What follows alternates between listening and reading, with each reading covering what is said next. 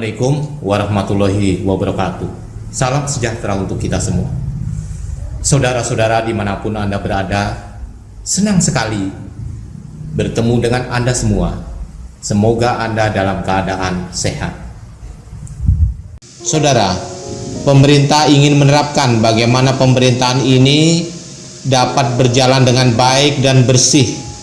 Good and clean governance. Yang kedua, perlunya pelayanan prima. Kemudian yang ketiga, bahwa paradigma lama pelayanan itu akan kita rubah. Sekarang bagaimana di dalam memberikan pelayanan mendapatkan kepercayaan publik. Apa yang dimaksud dengan pelayanan publik? Pelayanan publik adalah segala kegiatan yang dilakukan oleh pemerintah dalam memenuhi kebutuhan masyarakat dan atau perintah perundang-undangan. Sifat pelayanan publik yang pertama, memiliki dampak yang luas bagi kepentingan umum. Yang kedua, dinamis, terus berubah menyesuaikan kebutuhan dan harapan masyarakat. Yang ketiga, dibiayai oleh pemerintah atau pemerintah daerah. Undang-Undang Republik Indonesia Nomor 25 Tahun 2009 tentang Pelayanan Publik, Pasal 1 berbunyi demikian. Pelayanan publik adalah kegiatan atau rangkaian kegiatan dalam rangka pemenuhan kebutuhan pelayanan sesuai dengan peraturan perundang-undangan bagi setiap warga negara dan penduduk atas jasa, barang, dan atau pelayanan administratif yang disediakan oleh penyelenggara pelayanan publik.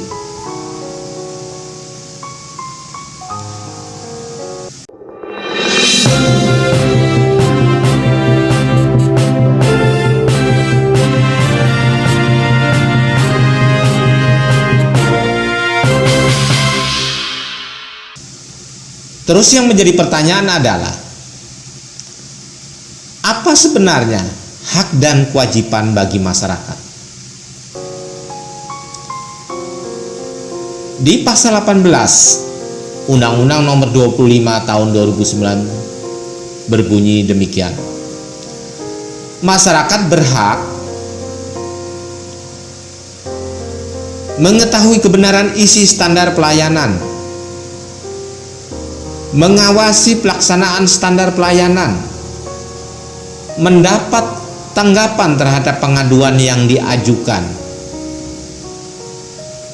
mendapat advokasi, perlindungan, dan atau pemenuhan pelayanan, memberitahukan kepada pimpinan penyelenggara untuk memperbaiki pelayanan apabila pelayanan yang diberikan tidak sesuai dengan standar pelayanan, memberitahukan kepada pelaksana untuk memperbaiki pelayanan apabila pelayanan yang diberikan tidak sesuai dengan standar pelayanan, mengadukan pelaksana yang melakukan penyimpangan standar pelayanan dan atau tidak memperbaiki pelayanan kepada penyelenggara dan ombudsman, mengadukan penyelenggara yang melakukan penyimpangan standar pelayanan dan atau tidak memperbaiki pelayanan kepada pembina penyelenggara dan ombudsman, dan mendapat pelayanan yang berkualitas sesuai dengan asas dan tujuan pelayanan. Apa yang dimaksud dengan komitmen mutu? Saudara, kita mulai dari konsep mutu. Mutu mencerminkan nilai keunggulan produk atau jasa yang diberikan kepada pelanggan atau customer sesuai dengan kebutuhan dan keinginannya dan bahkan melampaui harapannya. Mutu merupakan standar dasar untuk mengukur capaian hasil kerja. Mutu juga dapat dijadikan sebagai alat pembeda atau pembanding dengan produk atau jasa sejenis lainnya yang dihasilkan oleh lembaga lain sebagai pesaing atau kompetitor. Di dalam komitmen mutu ada efektivitas dan efisiensi.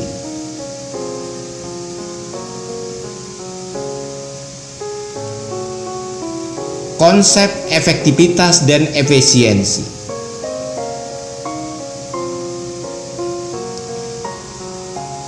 Efektivitas organisasi adalah performance untuk mencapai target atau rencana, mutu, kuantitas, ketepatan waktu, dan alokasi sumber daya. Semua itu dalam rangka untuk kepuasan dan terpenuhinya kebutuhan pelanggan atau customer.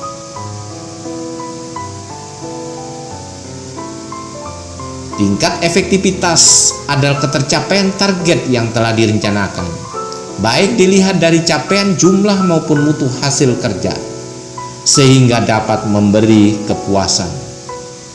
Ukuran efektivitas dan efisiensi. Apa sebenarnya ukuran efektivitas dan efisiensi? Yang pertama, efisiensi organisasi adalah sebagai jumlah sumber daya yang digunakan untuk menghasilkan barang atau jasa. Tingkat efektivitas diukur dari penghematan biaya, waktu, tenaga, dan pikiran dalam menyelesaikan kegiatan. Kemudian berdampak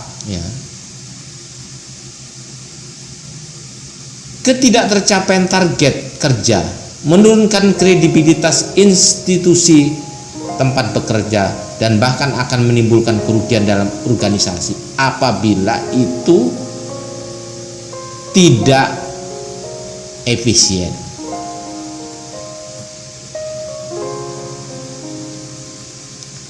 Kemudian konsep inovasi.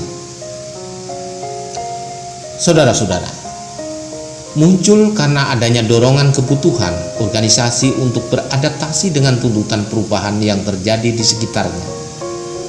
Perubahan bisa dipicu antara lain oleh pergeseran selera pasar, peningkatan harapan dan daya beli masyarakat, pergeseran gaya hidup, kebingungan, dan lain-lain. Inovasi lahir dari imajinasi pemikiran orang-orang kreatif, dan lahir kreativitas didorong oleh munculnya ide atau gagasan baru untuk keluar dari rutinitas yang membosankan. Inovasi barang dan jasa adalah cara utama di mana suatu organisasi beradaptasi terhadap perubahan-perubahan di pasar, teknologi, dan persaingan. Itu menurut Richard L. Duff dalam Tita Maria Kanita. Berarti inovasi itu adalah ada beberapa hal. Yang pertama, pengetahuan baru, cara baru, objek baru, teknologi baru, atau penemuan baru.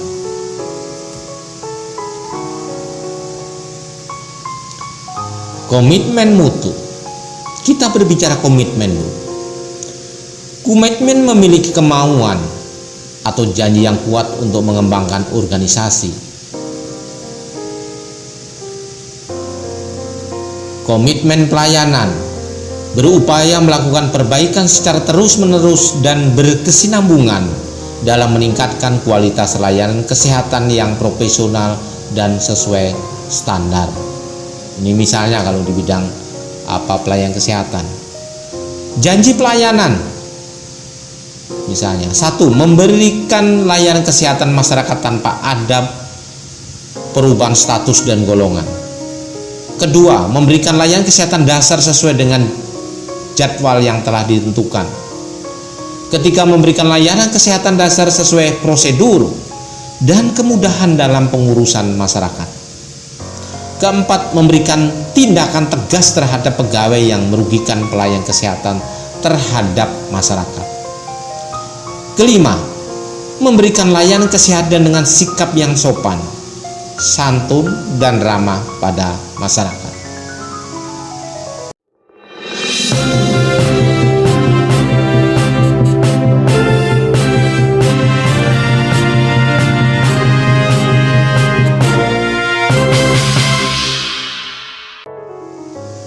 Saudara, apakah sebenarnya nilai-nilai dasar orientasi mutu? Manajemen mutu terpadu atau total quality management terdiri atas kegiatan perbaikan berkelanjutan yang melibatkan setiap orang dalam organisasi melalui usaha terintegrasi secara total untuk meningkatkan kinerja pada setiap level organisasi. Ada 5 pilar, yaitu organisasi, komitmen, pemimpin, produk, dan proses. Apa strategi pelaksanaan manajemen mutu terpadu? Yang pertama, menyusun program kerja jangka panjang berbasis mutu. Kedua, membangun mindset pegawai terhadap budaya mutu. Ketiga, mengembangkan budaya kerja yang berorientasi mutu, bukan sekedar melaksanakan tugas rutin dan sebagai formalitas menggugurkan kewajiban. Keempat, meningkatkan mutu proses secara berkelanjutan agar dapat menampilkan kinerja yang lebih baik dari waktu ke waktu. 5. Membangun komitmen pegawai untuk jangka panjang. 6. Membangun kerjasama kolegial antar pegawai yang dilandasi kepercayaan dan kejujuran. 7. Memfokuskan kegiatan pada kepuasan pelanggan, baik internal maupun eksternal. 8. Beradaptasi dengan tuntutan perubahan. 9. Menampilkan kinerja tanpa cacat dan tanpa pemborosan sejak memulai kegiatan pekerjaan. Dan yang ke-10, menjalankan fungsi pengawasan secara efektif untuk mengawal keterlaksanaan program kerja. Apa kriteria keberhasilan manajemen mutu? Kriteria keberhasilan manajemen mutu adalah yang pertama, kesadaran akan mutu dan berorientasi pada mutu dalam semua kegiatan sepanjang program, termasuk dalam setiap proses dan produk. Kedua, program itu harus mempunyai sifat kemanusiaan yang kuat untuk membawa mutu pada cara karyawan diperlakukan, diikutsertakan, dan diberi inspirasi.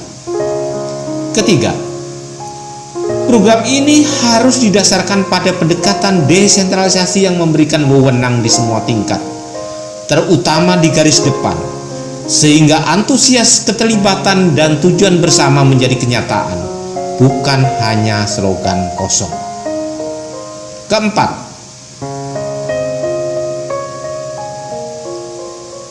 total quality management harus diterapkan secara menyeluruh, sehingga semua prinsip, kebijaksanaan, dan kebiasaan mencapai setiap sudut dan celah organisasi.